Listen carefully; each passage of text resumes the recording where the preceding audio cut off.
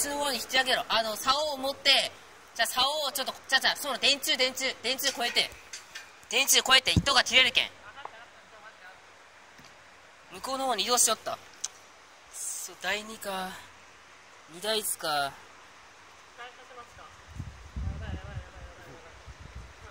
やばい、めっちゃ引いてる。釣ろうと思ったけど、釣れんかったけどね。適当にやってたら食いついたんですよ。適当にやったら食いつく。ね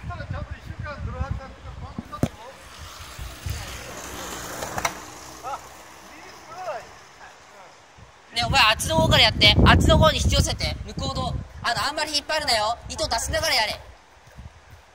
糸出しながらやれ。糸出しながらやらないと。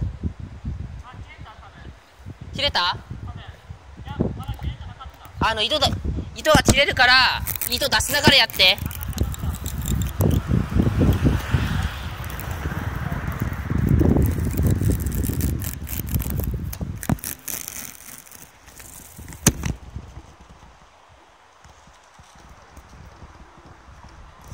ナイスバイツ。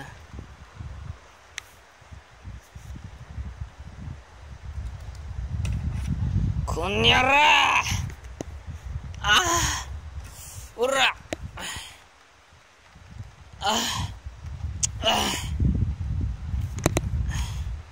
逃げんなって。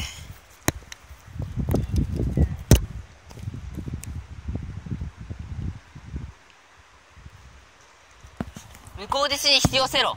あんま引っ張ると切れるぞ。で、魚が逃げないようにしろ。逃げられたら終わりだから。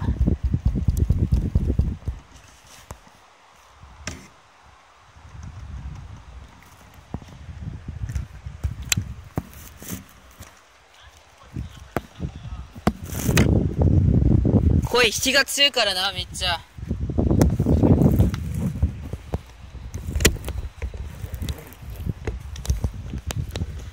おら、こにやろら。うわっちゃ引きが強い。いや、マグロじゃねえ、鯉の一本釣りや。鯉の一本釣りや。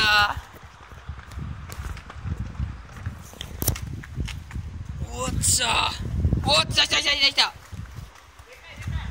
めっちゃでかいわ。